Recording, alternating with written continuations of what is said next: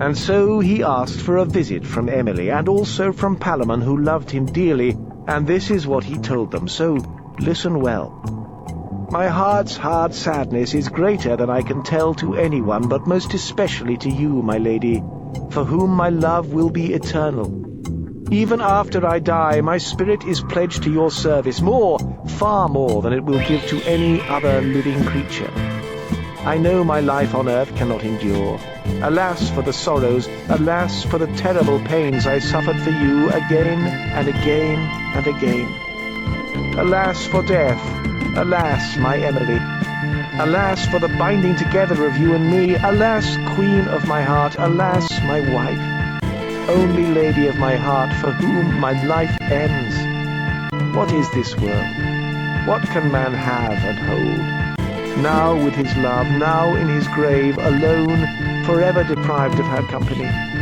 Farewell, my foe, my sweetest Emily. Take me gently in your arms, I pray, for love of God, and listen to what I say. My cousin Palamon and I have fought bitterly and long, all for the thought and love of you, and for my jealousy.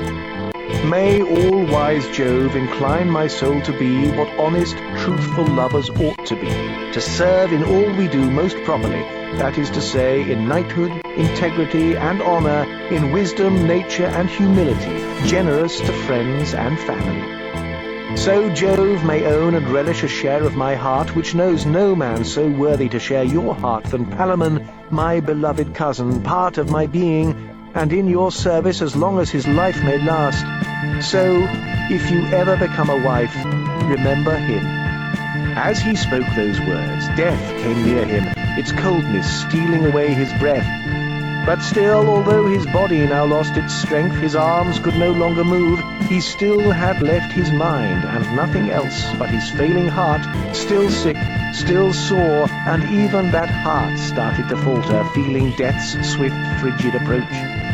His eyes went dark, but before the final stroke took his breath away, once more he spoke, "Mercy, Emily." Then he spoke no more. His spirit left his body and went off there, which I have known but cannot say just where.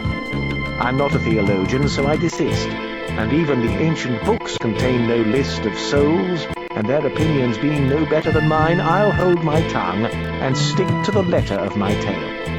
Arcite is dead. May Mars be easy on his soul. And so I return to Emily. Emily screamed, and Palamon wept out loud, and Theseus quickly carried his sister out of the room to keep her away from the corpse. What good would it do except to waste our time should I describe how Emily wept that night and the day that followed? When death's in a house, this is the way that women are, shedding their tears for a husband long dead, which only makes them cry more sadly. Sometimes they make themselves sick and finally die. But others in Athens mourned and wept for this Theban's death, old folks' sorrows, tears for the man falling hardest, yet young folks too.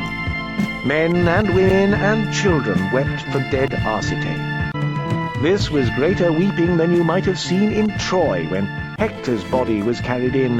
This sorrow was so intense, so hard to bear, that people tore at their cheeks and pulled out their hair. Why should he be dead? These women were weeping. He who had gold enough, and Emily. No one could comfort Theseus except his father Egeus, old man who'd met over and over again the world both going up and going down, and knew the flow of joy and woe and joy, and told his son what he had seen and had concluded. No man has ever died before he was due here on this earth some share of what we call life.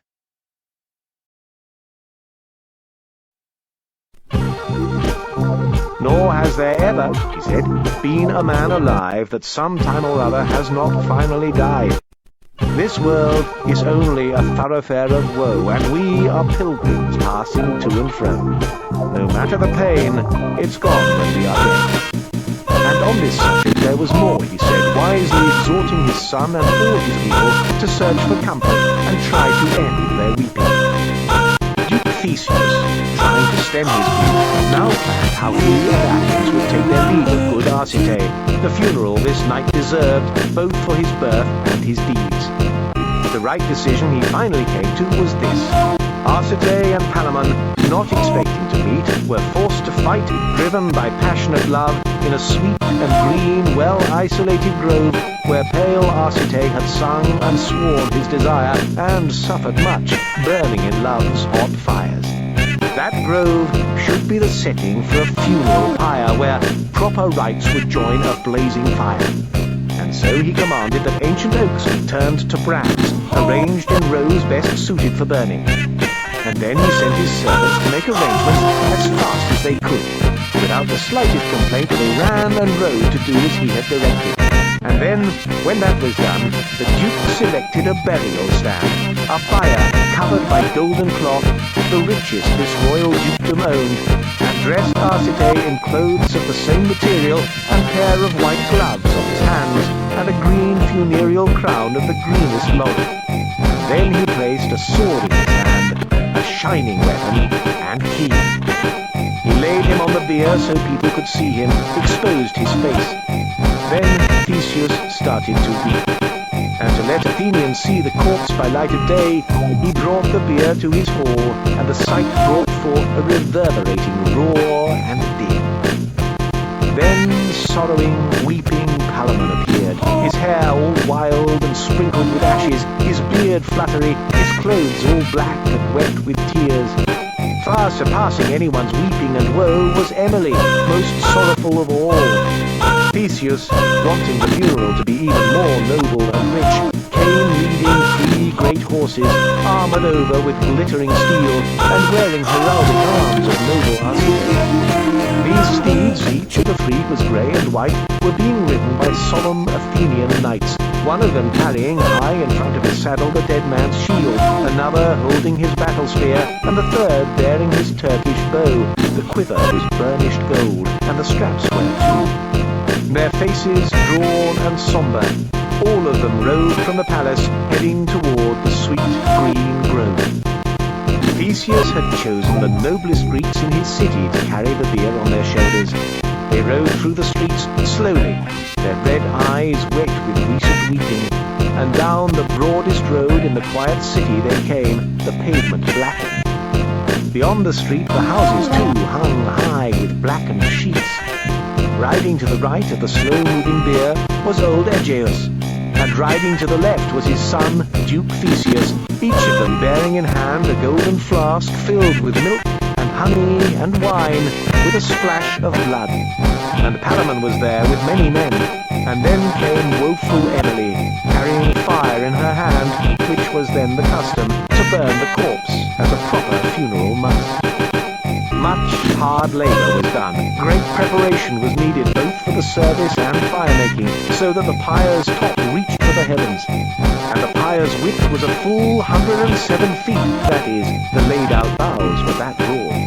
Incredible loads of straw filled the holes, but exactly how they built the fire that high, and the names of all the different trees like pine and oak and evergreen oak, fir, birch, holm, aspen, poplar, willow, chestnut, linden and ash, laurel, maple, hazel, plane and box, alder, thorn and yew, whipple and box, I'll make no listing, nor how old deities were running up and down using their trees, in which they'd so long rested and been at peace, nymphs and fauns and hamadryads, nor how the birds, the beasts, both large and small, fled in fear when wood came toppling down on their heads, nor how the ground was frightened by sudden light, no longer accustomed to seeing the sun so bright, nor how they laid the fire at first with straw, and then with 3 dry sticks carefully cloven in 2, and then with wood that was green, and spices, and then with golden cloth and splendid trifles of goldsmith's making,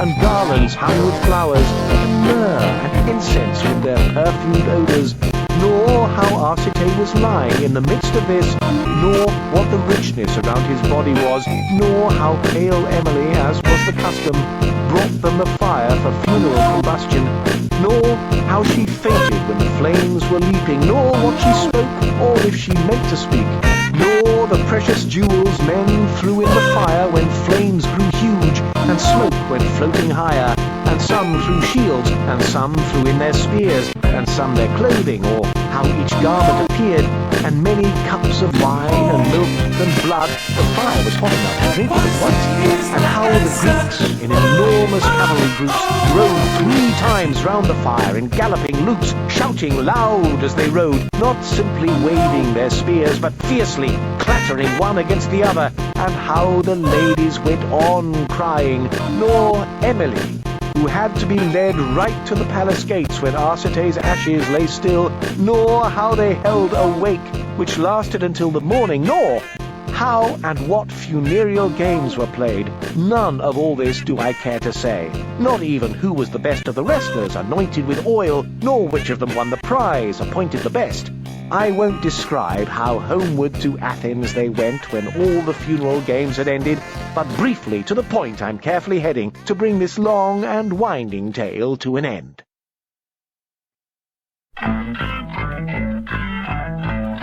The passage of time, and also a number of years, finally ended the mourning in Athens and the tears of the Greeks by universal common assent. I have the impression there was a parliament at Athens to deal with diplomatic issues, and one of the matters raised was carefully pointed at finding allies in quite a number of countries, including Thebes, with which they were now at peace. Palamon was summoned to Athens, but not told why. He came, still dressed completely in black, visibly still in mourning, hurrying back to Athens, to which the city of Thebes was subjected. And Emily was there. But Theseus said nothing, letting the silence remain unbroken, his attention fixed on all the strong emotions he'd been preparing to deal with when, in his wisdom, he thought it best to speak. And after giving them time, he quietly sighed and with a sombre face said words he'd long been pondering, as follows. The first great mover, high in heaven above, created the very first shining chain of life. The consequences were large, for he'd been aiming high. He knew exactly what he'd intended and why, for with that beautiful chain of love he bound the fire, the air, the water, and also the land in well-fixed limits, so none of them could flee. That same heavenly prince and mover, said he, established in this wretched world below the length of days, fixed spans of life and woe for every living thing this globe engenders, limits beyond which lives will never go, and yet those spans can always compress and shorten. No written texts are needed. These important facts are perfectly proved by worldly experience. But let me tell you now my sentiments. These fixed arrangements make all men aware that this same mover is stable and always there. Men can plainly see, unless they're fools, that everything derives from larger wholes.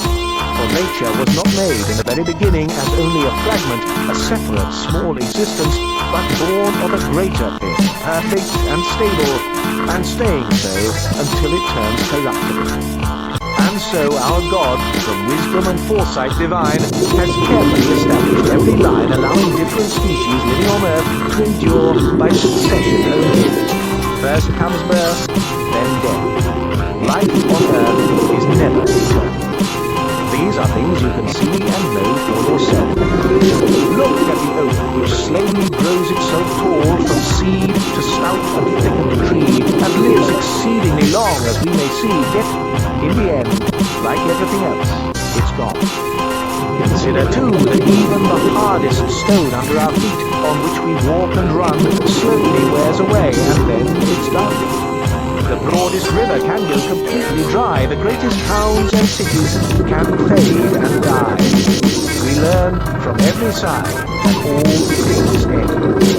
And man and woman show these truths extended. They lead that in either one of 2 ways. That is, either in youth or else in old age. A king can die exactly like a page. Some in their beds, some in the depths of the sea. Some right out in the fields, as all men can see. There's nothing to do, this is the way it is. For each and all of us, death does his business. Who makes and drives our living and dying, but the king of this world, great Jove, the cause of everything, turning whatever grows back to the source from which it derived and where it belongs. And of course, no living creature, no matter its stature, has force enough to resist any of great Jove's laws.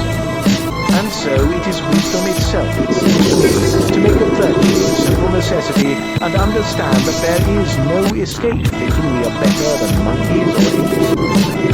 Those who grumble at Jove are utter fools, rebelling against our Lord who guides and rules.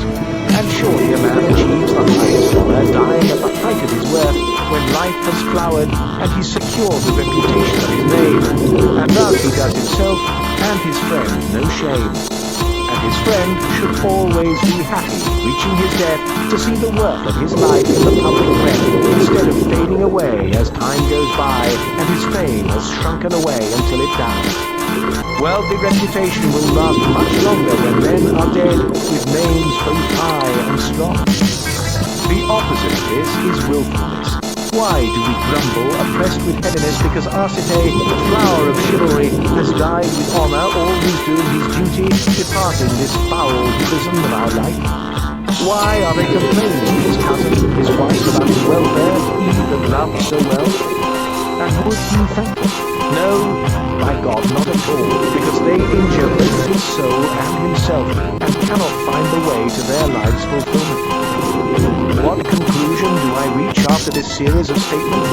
After work, we need to be merry, thanking Jove for his unending grace. And then, before we rise and leave this place, I think we ought to turn a double sorrow into a single, perfect joy for tomorrow's evermore. The misery you're in, you too, is just the place where joy should begin.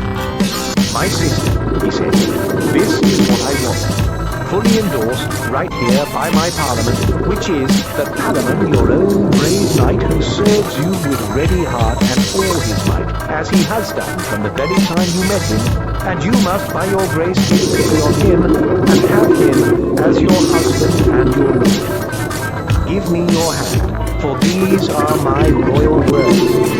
Show me now your sense of womanly pity. His father was brother to a king in his city, and were he nothing more than a poor young student, he served you long and well, and has every intent of going on. He has suffered greatly for you.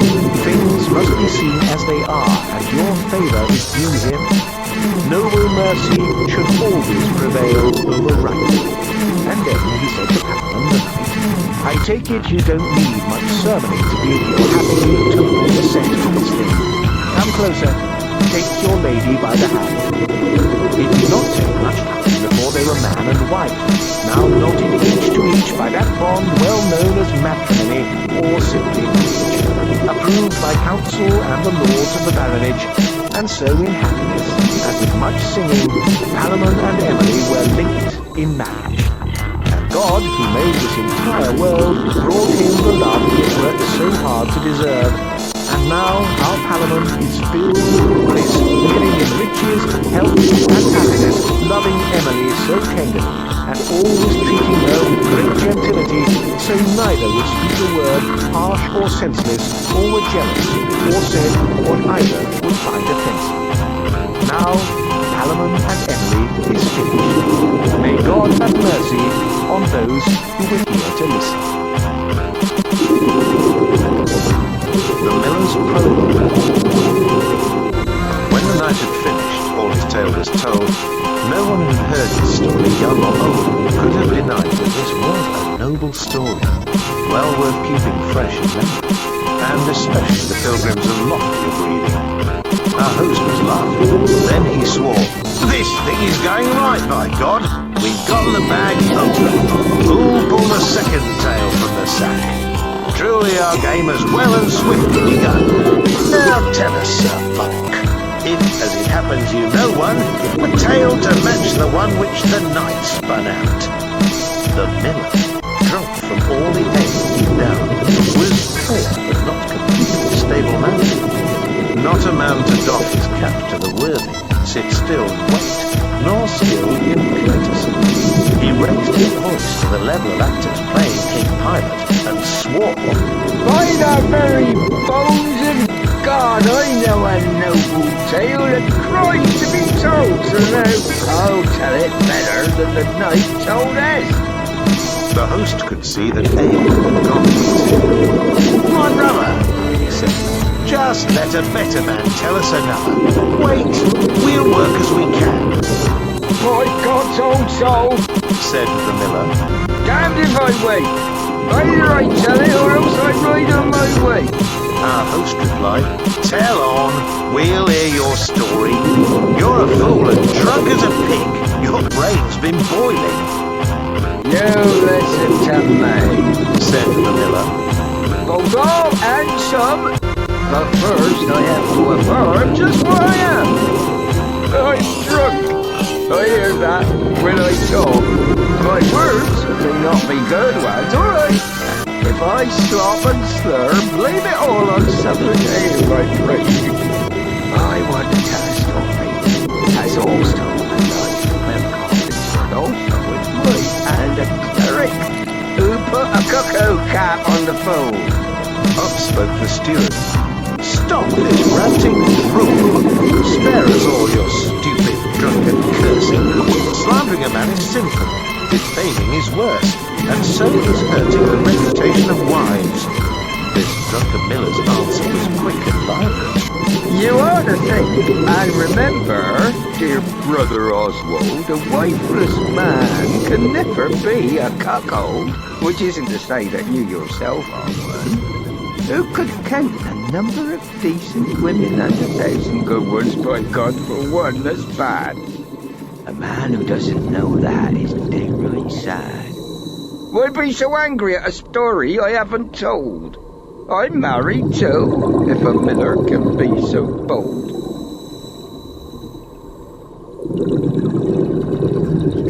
But one is enough, I swear by the ox in my plough, makes another. Let some fool take a vow that I'm a cuckold as long as I know it's a lie. Husband should not go sniffing, inquiring in God's affairs, or what his wife has done, so long as God's own plenty is there at home. Whatever's left over, I leave it strictly alone. What else can I tell you except that no one and nothing could stop the flow of this miller's words? He told his vulgar tale in vulgar terms. Alas, I need to repeat his language here. I implore you quite to understand, for the love of God, that telling this tale was a man with a vulgar, drunken mouth. But what he said was what I have to write if I hope to be true to my tale and not tell lies, as I never do. But anyone who doesn't like what's here can turn the page and cleaner tales will appear. Historical writing that touches on noble matters and also morality and holiness is easy to find in a large collection like this, but don't blame me if you happen to choose amiss. The miller's a vulgar man, you know this well, and so is the steward, and others here, I tell you, and vulgar words and deeds abound in their tales. So be on notice, and don't give me blame. No one should be too serious playing a game. The Miller's Tale. Once upon a time, there lived in Oxford a poor and rich who took in paying boarders. He was himself a carpenter. His boarder was a scholar, poor at the time of this tale, who had studied some, but took a passionate fancy for learning the cosmic art of astrology, progressing to the point of solving problems, as if, let's say, people brought with them questions about the weather, good or bad on certain days, if drought or rain for planting crops, or what would happen because of this or that. I cannot give you any detail on this. This cleric was known by the name of Andy Nicholas.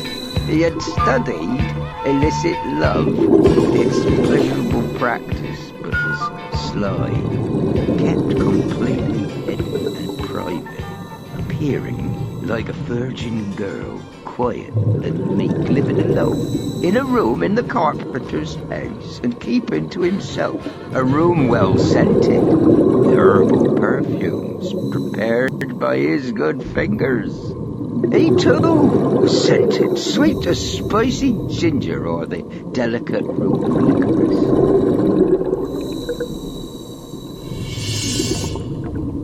Lying near his bedside was the Ptolemaic Bible, the Alma Majestic, and many other precious books, and his stones marked for his abacus. His storage chest was covered with a cloth, coarse wool, red, and his dulcimer was ready for use, on which he played nighttime songs, tuned so sweet the whole room rang with sensuous music. And then he ended with the good king's tune. He used his merry throat sweetly and often. Thus, this gentle cleric spent his time spending his good friend's gift. What else he could find? The carpenter had newly wedded a wife, a pretty girl he loved far more than his life.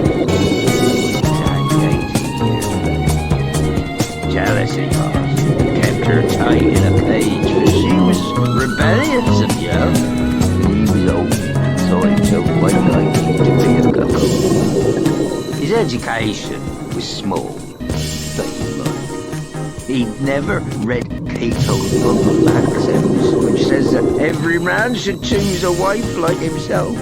Age and youth will often fight like rats in a cage. But now he'd caught himself in exactly that snare. Like all the world, he had to be prepared.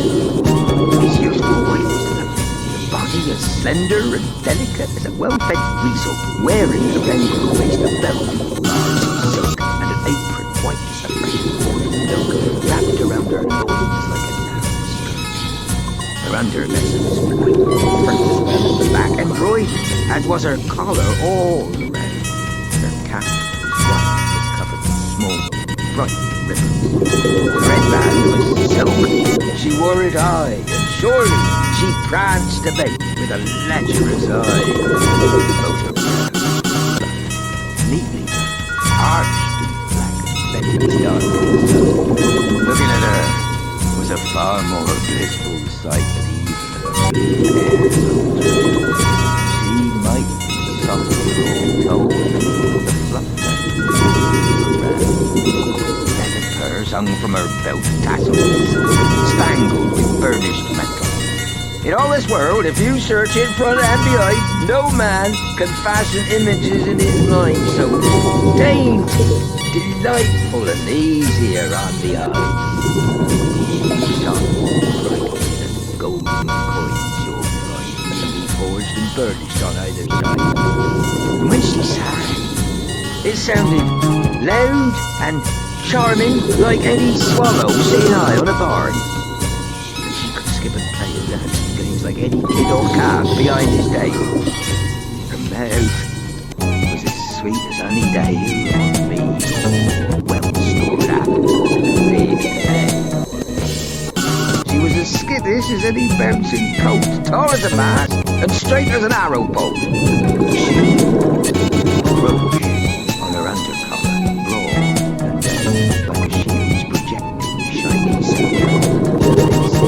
Around her shoes went almost to her waist. She was a cowslip, a fairy flower, fit for any lord's side bed, or even any good farmer to take her away. Now, my lords, and then it came to pass that once upon a day this handy Nicholas happened to flirt and fool about with this pretty wife when her husband was working in another city. Clerics are smooth and sly, carefully taught. Suddenly, he caught her by the crotch and said, "Oh my God, unless I take you to bed, sweetheart, I want you so badly I'll end up dead." He gripped her eyeballs hard, pressed it in, "Sweetheart, let me have you this night, may God preserve me." She jumped like a restless colt about to a fence, twisted and quickly pulling her head away and said, "You'll get no kisses from me, by my faith. Let go," she said. "Let go, Nicholas, or I will scream for help. Oh, save me, please. Take off your hands and stop this silly rudeness." Nicholas talked so gently, giving up and spoke so well, advancing himself so fast, she truly began to really love him at last, and swore an oath by Saint Thomas of Becket that she'd be willing to take him to bed. The moment she knew for sure it was Saint. My husband's always hot and jealous. You must be patient. Make sure he doesn't say a thing, or I was good to death, said she. You have to work in the dark. Be secret as known. Don't you worry yourself, said Nicholas, nicely. A cleric would surely have wasted his studying time if he couldn't put a blindfold on a carpenter's eyes. So they reached a quiet agreement and swore to be true and wait for a while, just as I told it to you. Having accomplished this much, Nicholas went back to stroking her thighs and did so well as she asked to be kissed. He did it sweetly, then turned to music and played his dulcimer hard, eagerly tuneful. And on a holy day, it happened as usual. This good wife finished her tasks and went to church to pray and do our good Lord's holy work. Her forehead glistened like the sun at noon because she'd washed it before she left her home. Now at that church, there was a parish clerk named Absalom. His hair was curly, worked to sprout around his shoulders, shaped like a winnowing basket, but gleaming like gold, the part showing straight and even right down the centre of his head. His face was red, his eyes grey as a goose. Complex designs were carved on both his shoes. In long red stockings he walked most graciously.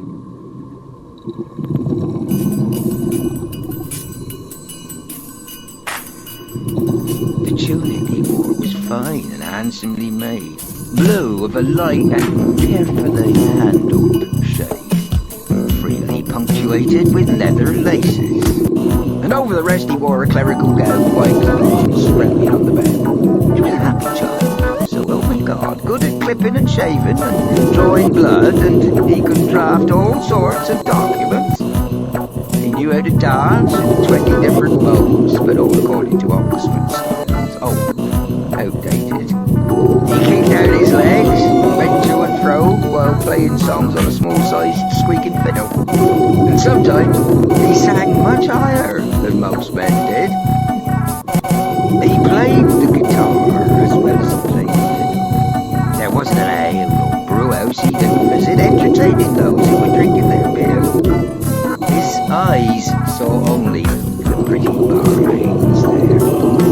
But I must admit, he was terribly shy about farting, over careful of speech when coming or departing. This Absalom, who was pretty marvellous, eager and passionate, shaking incense on parish wives on arrival. Pretty faces he made at them all the time, especially the lovely carpenter's wife. Looking at her, he thought, was a perfect life she was so lecherous, it seems to me, that had she been a mouse, he would have swallowed her down right on the spot.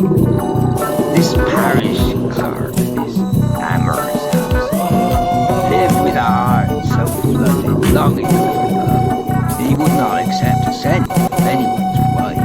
It seemed to him proper, he said. They looked so fine. When darkness fell, the moon was shining bright, and Absalom's guitar could be used to go sleeping lovers.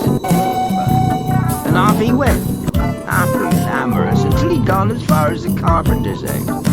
A moment or two before the cocks had begun, he posted himself beneath a small hinged window that carpenter hung it himself low on the wall. And then he sang in his sweet and dainty tone, "Now, dear my lady, if it your will may be, I pray you shed your mercy dead on me." Absalom meant to break his listener's sleep. The husband woke as the clerk's guitar was ready to turn and said to his wife quickly and sharp, "What?" I said, "Do you hear that idiot Absalom singing like he's under our bedroom wall? John, God knows I hear him every bit." And Absalom did it again. And again. This went on day after day. He wooed her like this until he convinced himself that love was his fate. He did not sleep at night, nor during the day. He combed his spreading curls and dressed himself up. He got other people to tell her how good he was, and swore he'd be her everlasting page. And he sang like a trilling nightingale. He sent her spiced wine and mead and flavoured ale, pastries rationed off from the baker's fryer. She was a city girl, so he offered her bribes. Persuasion is sometimes done by silver and gold, sometimes by a blow in the face, or by nobility. At times, to show his depth and his facility, he had to go Herod on a platform stage. But what was the point? She was already crazy in love with Nicholas, and Absalom constructed fussy on carrying on, and he got nothing from her but laughter and scorn. She turned him into her ape little monkey. Whatever he tried kept making him look like a donkey. The proverb tells him all, and this is no jest.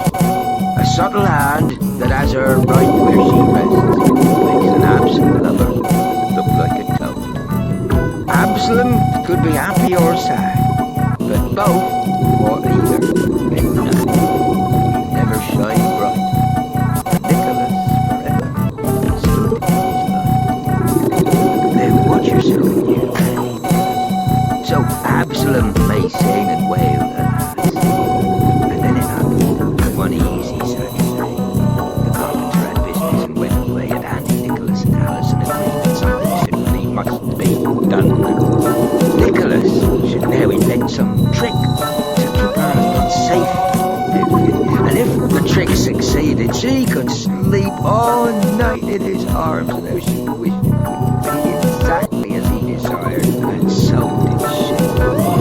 And so, without another word, and moving quickly, Nicholas began to prepare his trick, taking up to his room meat and drinking enough to last 2 days or a week, and telling her to say if her husband inquired. She hadn't the faintest notion and no idea just where the fellow was, for she hadn't seen him all day long, and perhaps he might be ill. For when she called him, he never answered. He stayed still, and whatever might happen, this was what he would do. And what he did, no matter who approached his room, he remained just as he was, doing whatever sleeping never done. Another day, and the foolish carpenter by nightfall became enormously concerned about poor Nicholas and what had happened to him. "In the name of St. Thomas," the carpenter said, "I'm afraid that something's wrong with Nicholas. God forbid that our friend just might have passed away. The world can change wonderfully fast. This morning I saw a corpse carried to church, but Monday last I saw the man at work. Go on upstairs," he suddenly said to his servant. "Call him, or use a stone to knock at your service. See what's what, and tell me right away." The fellow went stomping up as quick as he may, and standing directly in front of the door, he shouted and knocked loud as a madman out again. "What? And how? What are you doing, my master? You can't be sleeping all day. What? Are you fasting?" He was wasting his breath. Nicholas said not a word. He found out down at the bottom of the board, through which the cat entered and left the room. And he looked, finally he saw the man, and there he sat, bolt upright and still. appearance. So down the stairs he went and told his master what he had seen and what might be the matter. The carpenter quickly crossed himself and said to the patron saint of Oxford, "Oh, Friday Sweet, help us. A man can't know what's waiting for him. This cleric's astronomy has suddenly driven him mad."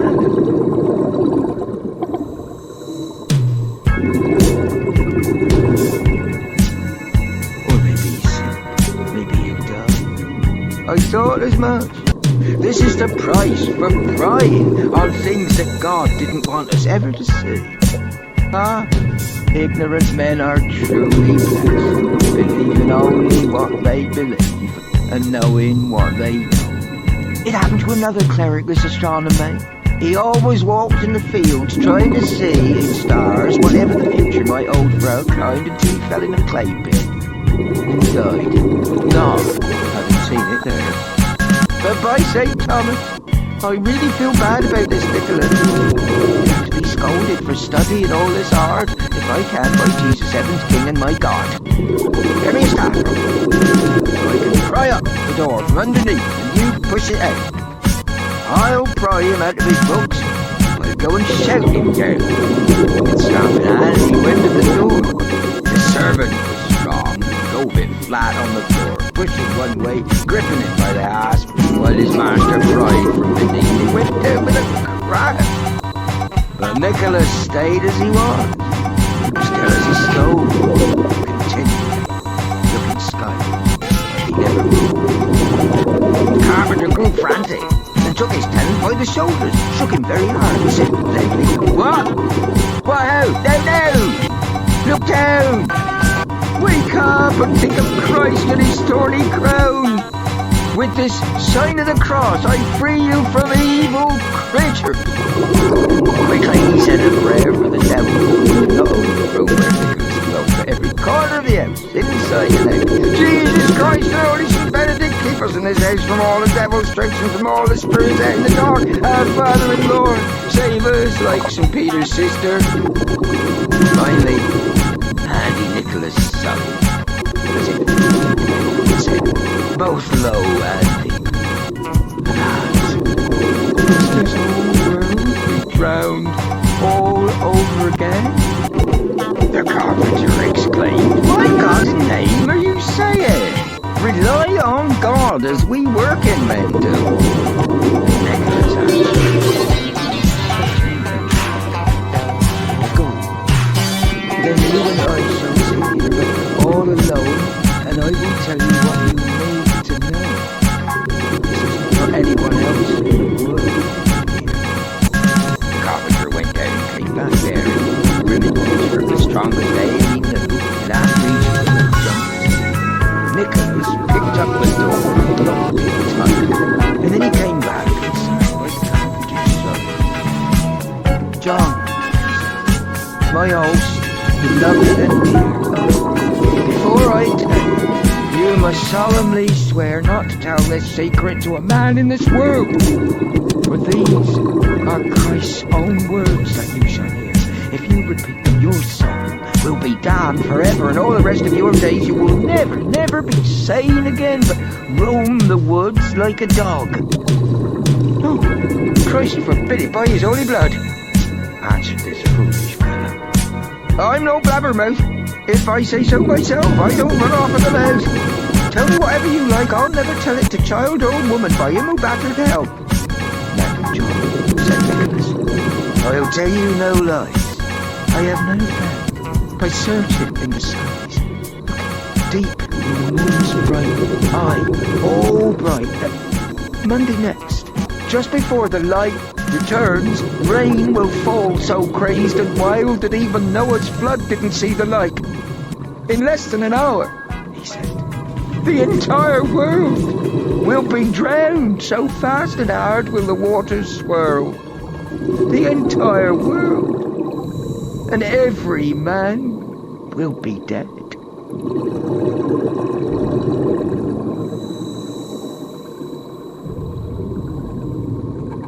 The carpenter cried out, "Alas, for my wife! Must she be drowned? Alas, my love, my life!" The pain he felt came close to knocking him dead. Can anything be done? Can a way be found? Well, yes, my God, Said the king. And then, if you will take advice from learned men, there isn't knowledge enough in yours. It's totally true what wise old Solomon said. Listen to counsel and you will never be sorry. I guarantee, although we have no boat to save us, she and you and I will float. Haven't you ever heard before that Noah himself was saved before the rains came down? Because our God had warned him. He didn't drown. I heard it, yes, said John, but many years ago. And did you also hear that his people said, no, your wife will not be allowed to come on board? I'm sure he thought right then and there that rather than filling a ship with sheep, he'd like to give her a ship of her own, just she herself, alone. Can you imagine now?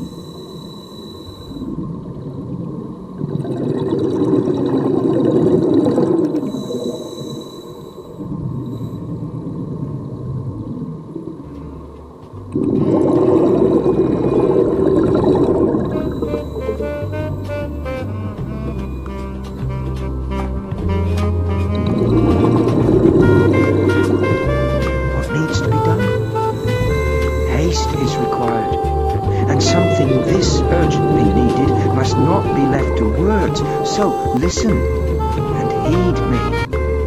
Hurry and fetch us kneading troughs, one for each of us, or else 3 brewing tubs.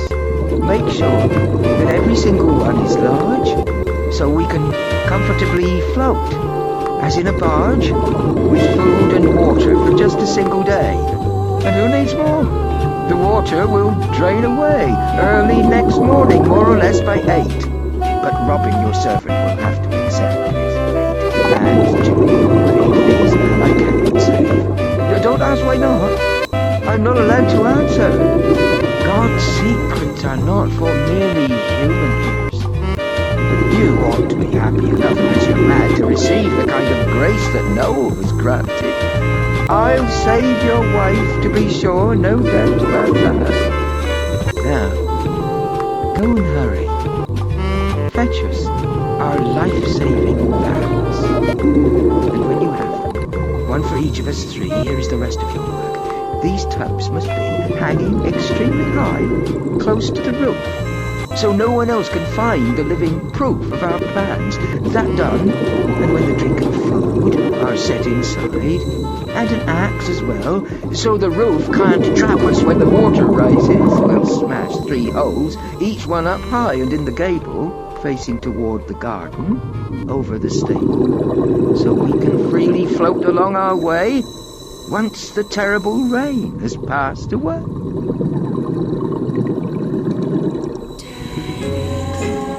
I think I see you swimming, John, like a duck chasing after her drake.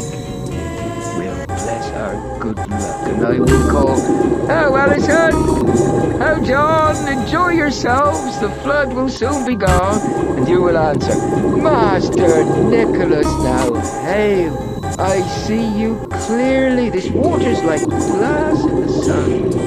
And spend the rest of our happy lives as lords of all the world, like Noah and his wife. But one thing more, listen with all your might. Remember, set it hard in your head, that night, when we have gone aboard our separate ships, none of us may utter a word or whisper. No calls, no cries, nothing but silent prayer. This is our God's decree. So listen and hear. You and your wife must stay completely apart, so sin will not take place between you in heart or look, in any form of amorous deed. My words are done. Go, and now, Godspeed. Tomorrow night, when other men are asleep, we 3 will go to our kneading tubs, creeping, and sit there silent, waiting the grace of God. So go now, go along, and do your part We haven't time for me to give you more instruction and holy explanation. The saying is among men, just send a wise man and say nothing.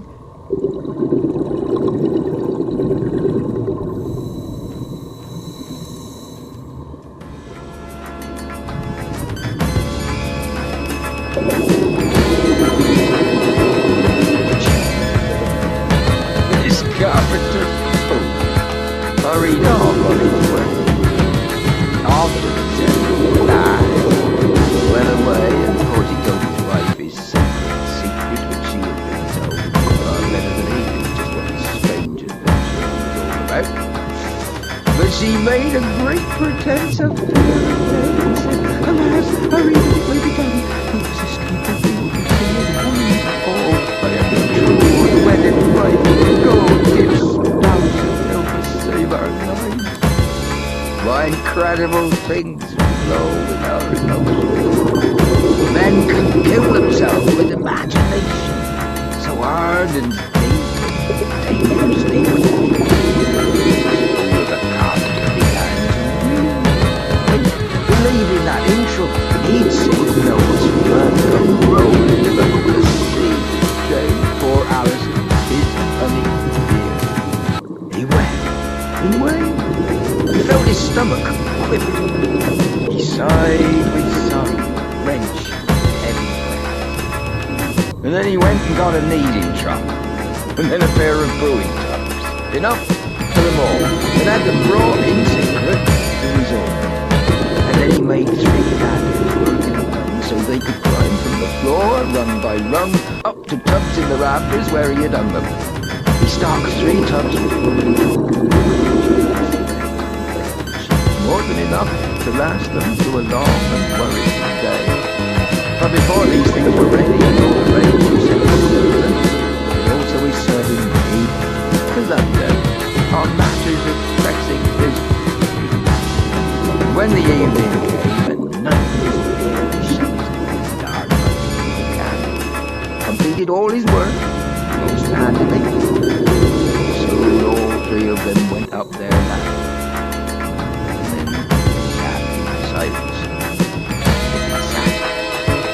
Now in our Father's name, we all stay mum.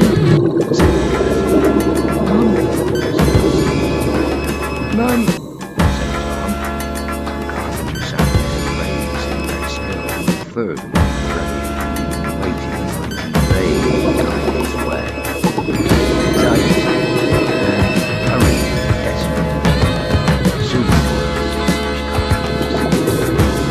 Like her, could not. Lying uncomfortably, constantly snoring. Nicholas came cautiously down the night, and Alison went softly. Without a word, they crept to the bedroom, and into the dark bed, and for that party, long into the night, lying together in pleasing pleasure, taking their time, making love at leisure, until the bells of morning prayer were ringing and friars in church and chancel had started singing.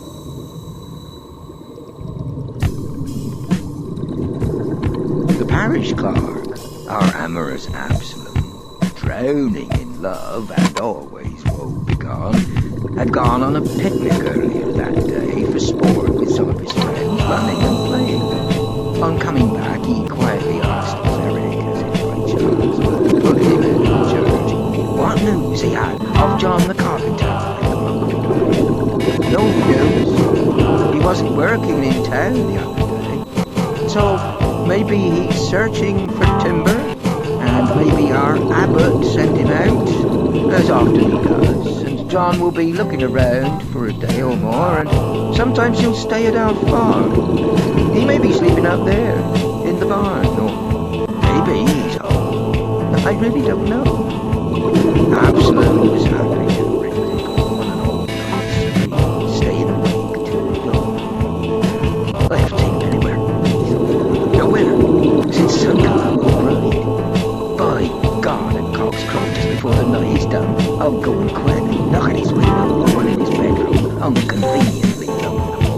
And tell her anything I long for, and at the very least I'll get her to kiss me. I need some sort of comfort, some solace, some bliss. My mouth's been itchy almost all this day, which is surely a sign at least of heavy kissing. Last night I dreamed of attending a jolly feast, so let me take myself an hour of sleep, and when I wake, I'm well prepared to play. When the very first cock was crowing, awake he was, this playful lover Absalom, who dressed himself with absolute perfection. But first he chewed some spice and licorice, perfuming himself before he combed his locks. True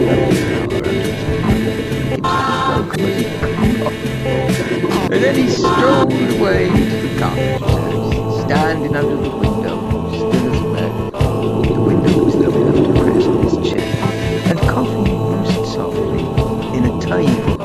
He said, "How are you, Alison sweet, my honeycomb, my beautiful bird, my sweetest cinnamon? Wake up, my sweetheart, come and speak to me. You should pay more attention to the sorrows lately. So woefully I'm thinking of you. I actually see them. And no wonder, for I melt for you. I mourn like a lamb wanting its mother's milk. Oh, yes, sweetheart, my beauty softest soul. Oh, true. The only appetite I have is now. Just go away from the window, Jack, fool," she said. "So help me God, you'll get no kisses from me. My love is for someone else, so you can leave. He's worth far more than you, Absalom. Take yourself off, or I'll say goodbye with a stone. And let me sleep. Just leave. Just go away." "Alas," said Absalom, "I'm well away. True love should not be spurned this ugly way. At least give me a kiss, if nothing better, for love of Jesus our Lord and loving Saviour." "And if I do," she said, "will you go away?" "Oh yes, my sweetheart," he was quick to say. "Make yourself ready," she said, "for here I come." She whispered to Nicholas, who was playing dumb, "Keep quiet, and then you can laugh as much as you please." Absalom carefully set himself down on his knees, saying, "I am noble in every way, so after this letter be more afraid. Oh, sweet grace, oh, your mercy this day." She undid the window and opened it very swiftly. "All right," she said. "Come on, and do it quickly, or else our neighbours, alas, might see you there."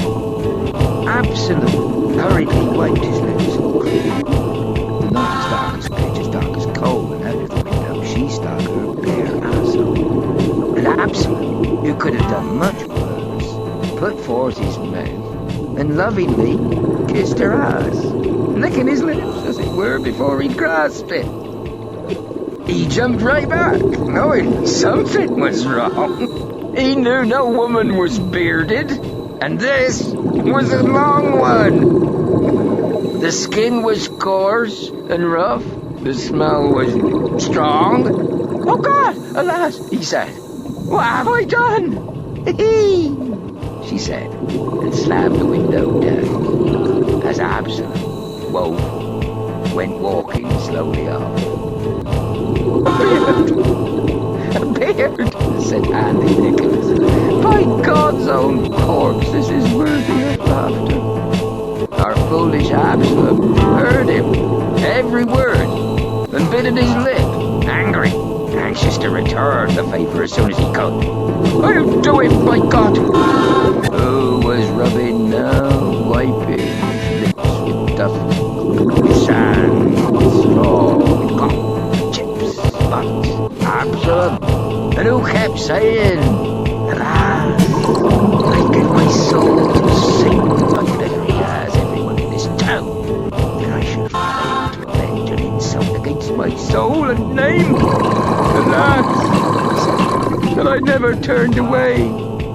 His burning love was cold, slipped down from From the moment he knew he'd kissed her ass, Absalom went from adoring love to thinking that sickness had now been cured and turned to something closer to hate.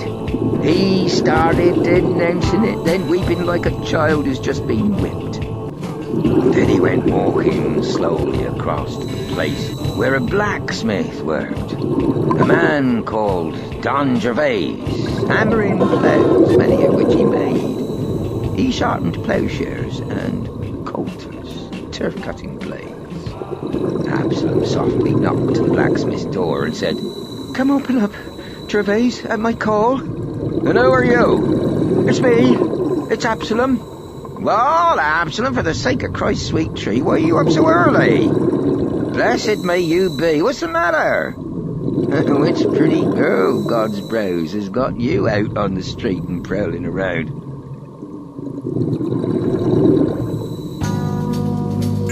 By all the saints, you understand what I mean.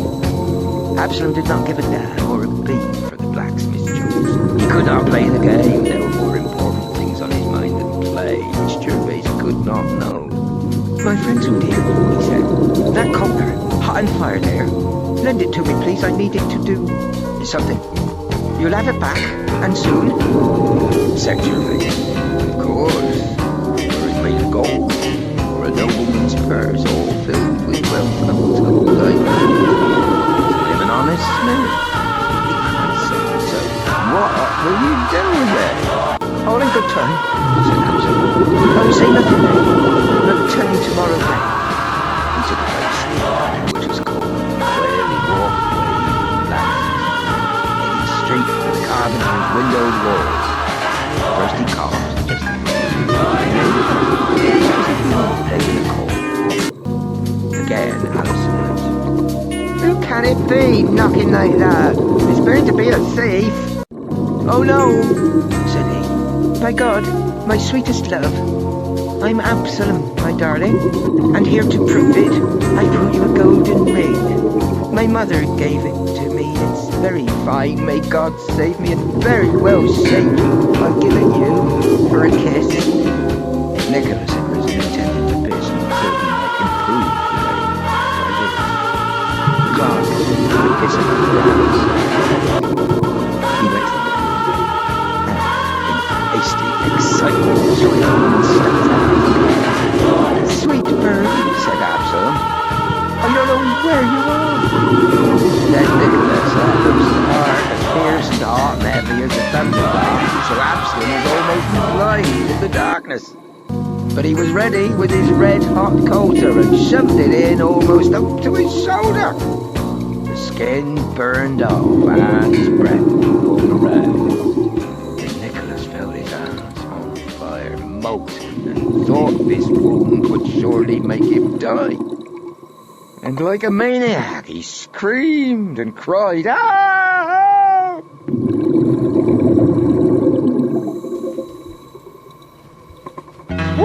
Water, help, by God's great heart! The carpenter woke, and with a frightened start, hearing someone wildly shout, "Water!"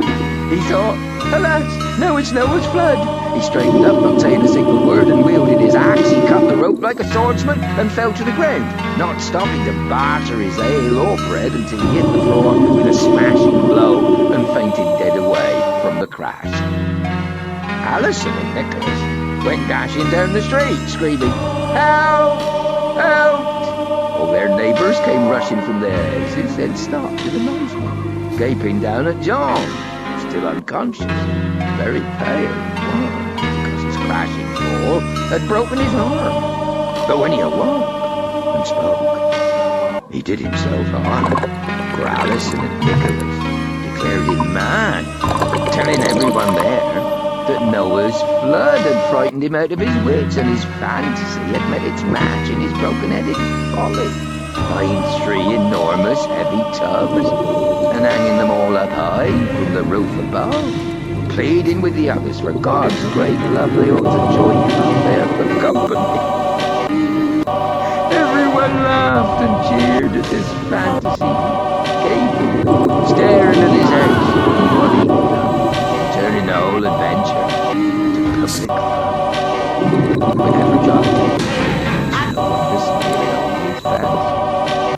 out and swore. So until he buried him down, the public judgment declared him mad in the town. Of course, all clerics and clerics stick together, saying, "This fellow's insane, my dearest brother." And everyone laughed at this silly, fussy strife. Thus, well and properly had was the carpenter's wife, despite the cautions of his jealous life. And absolute mad kissed her, right on the arse, where Nicholas was badly scolded. Alas! Which ends my tale. God send us all his grace. The Steward's Prologue.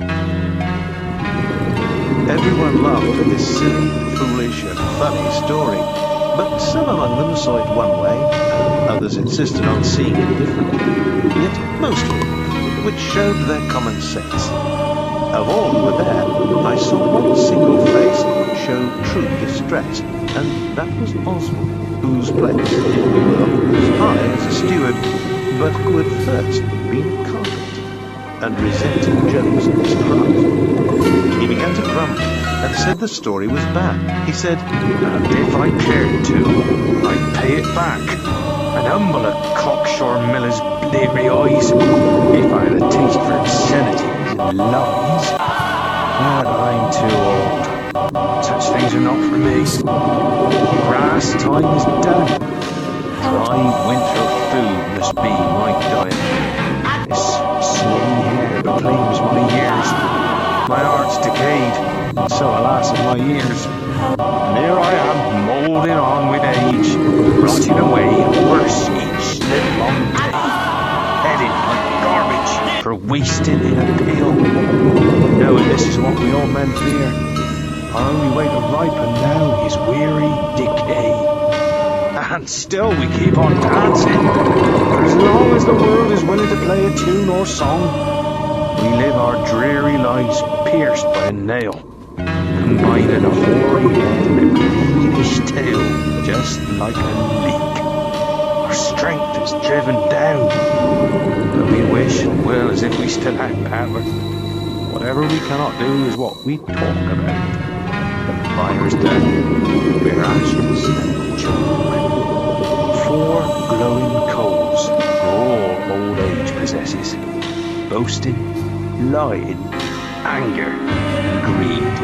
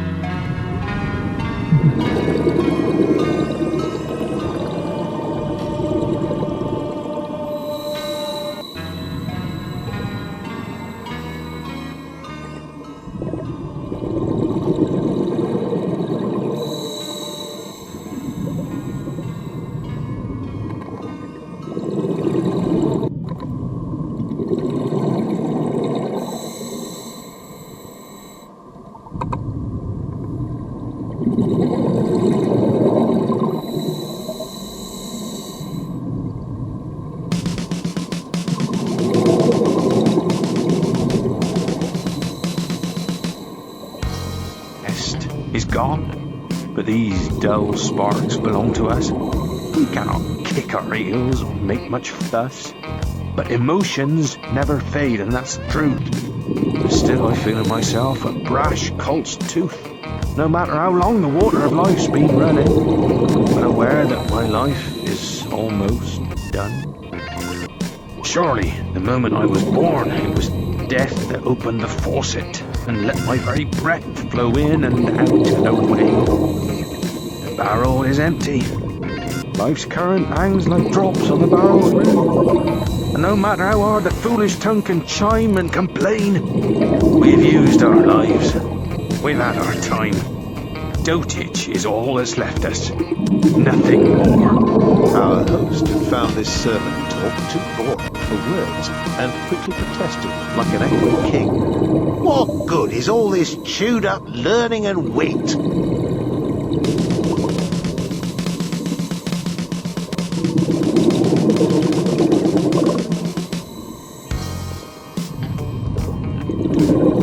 Fire's done. We're ashes and chalk. 4 glowing coals are all old age possesses. Boasting, lying, anger, and greed. The rest is gone, but these dull sparks belong to us. We cannot kick our heels or make much fuss, but emotions never fade, and that's the truth. And still I feel in myself a brash colt's tooth, no matter how long the water of life's been running, but aware that my life is almost done. Surely, the moment I was born, it was death that opened the faucet and let my very breath flow in and out and away. The barrel is empty. Life's current hangs like drops on the barrel's rim. And no matter how hard the foolish tongue can chime and complain, we've used our lives. We've had our time. Dotage is all that's left us. Nothing more. Our host had found this servant talk too boring for words and quickly protested like an angry king. What good is all this chewed up learning and wit? Why should we talk all day about Holy Writ? Only the devil's hand can make a preacher of a steward, or a cobbler a sailor, or you our teacher. Just tell your story, man, and save us time. We've come as far as Deptford, and in a while we'll be in Greenwich, where wretches and rascals thrive. Begin your story while we're still alive, said Oswald the steward. Gentlemen, your pardon. I did not intend to bore you. Here's my problem. I need to answer our drunken miller. Use force against his lies. Not my usual course. This miller has told us a tale, my friends, right here and now, about deceiving a carpenter. Probably aimed at me, that being my trade. With your permission, this fellow will be repaid, and I will use the vulgar words he has chosen. I pray to God his neck might soon be broken.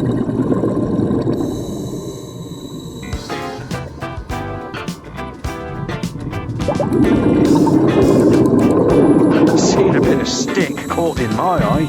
He's blind to the beam in his own, but it's easy to spy. The steward's tale. At Trumpington, a town not far from Cambridge, there is a brook, and over that a bridge. Standing beside that brook there is a mill. And these are simple truths, these things I tell you. The miller had been in that mill for many a day, and he was proud as a peacock and loved to play. He played on a bagpipe, fished, he knitted torn nets, he carved wood cups. He could shoot a gun, he wrestled. He strutted round with a cutlass stuck in his belt, and the blade was sharp as any sword well whetted, and in his pouch he carried a fine little dagger. No one bothered him for fear of danger. His stockings were long and held a Sheffield knife. His face was round, his nose was stubby and wide. His skull was bald, as naked as any ape. He was a noisy braggart, a loafer, a chaffer.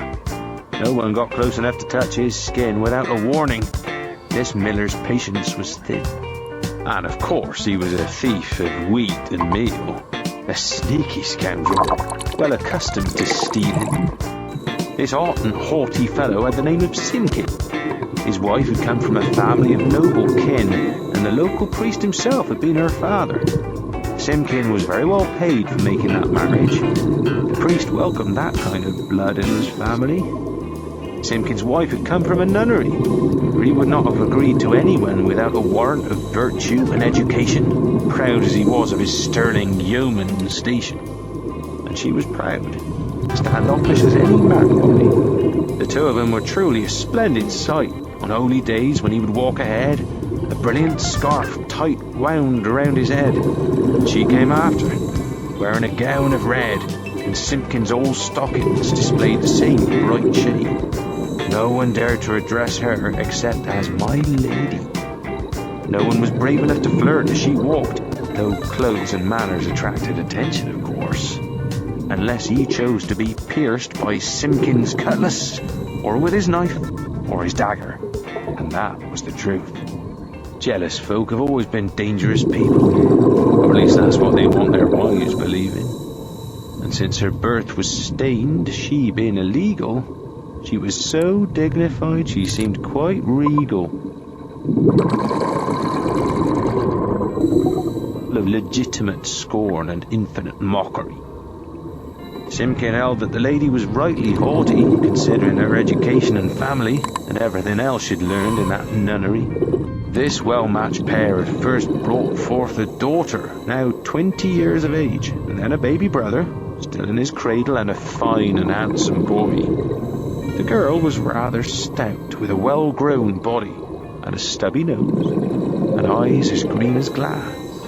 Her buttocks broad, her breasts round as her ass, but her hair was long and fair, a worthy asset, because the local priest, seeing her hair, intended to make her wealthy. She'd be the heir of all his herds and his many acres of land.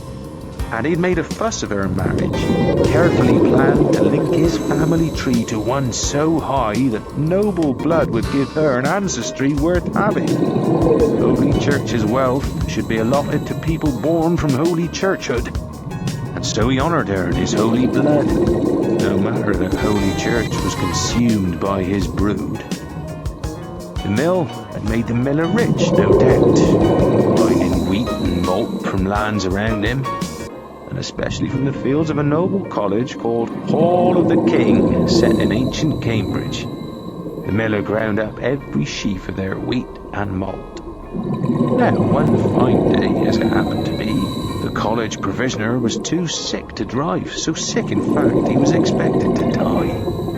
Freed from his supervision, the miller stole with two hands, infinitely more than ever before. But with supervision, he stole quite courteously. But now he was a thief outrageously. The college warden scolded and made a fuss, but the miller knew his business and would not budge, boasting and swearing his accusations were false. A pair of poor young scholars dwelt in this hall, headstrong youngsters, clever and fond of play, not truly concerned with college affairs, but able to see all possibilities for amusement. And so they approached the warden, offering to use their well-trained minds against the miller's will, declaring they'd escort college grain to the mill and back, and like all youngsters willing to bet the miller would never steal a half of a peck of wheat, neither by tricks or force with them in charge. Reluctantly, the warden consented. John was the name of the first, and Alan the second. Both had been born far to the north, in a place called Strother, of which I know nothing, I've seen no trace. This Alan prepared his gear, then hefted their sack of grain and threw it up on the horse's back. And off they trotted, riding in front of the wheat.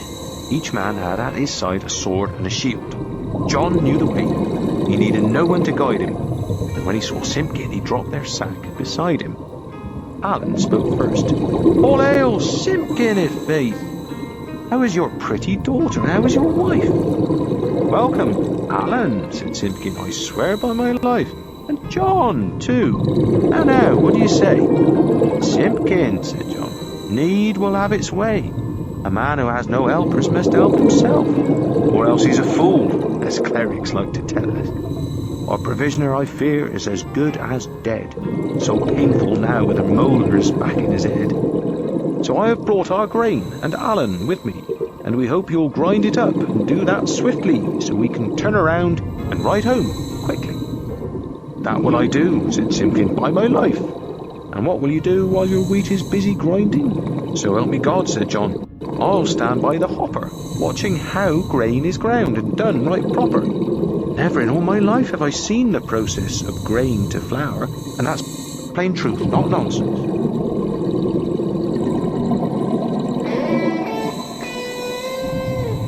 And Alan added, is that what you'll do, friend John? Then I'll go underneath and see how the flour goes sifting down. That I could watch for hours. It's my idea of truly excellent sport. Like you, friend John, I know almost nothing at milling, but I'm ready to learn. Knowledge will come to the willing. The miller smiled at these schoolmen's silly tricks, thinking, this is the stupid game I'll fix them. They think they're high and mighty. No one can cheat them. I know my business. I can easily beat them, no matter what clever philosophers they pretend. The more cute tricks they try, the more bread I'll bake for myself with the grain I'm going to steal. I'll fill their bag with husks and say it's meal. The greatest clerical minds are the stupidest men, as the wolf said to the mare in the Reynard yard. These are just children's games, they'll do me no harm.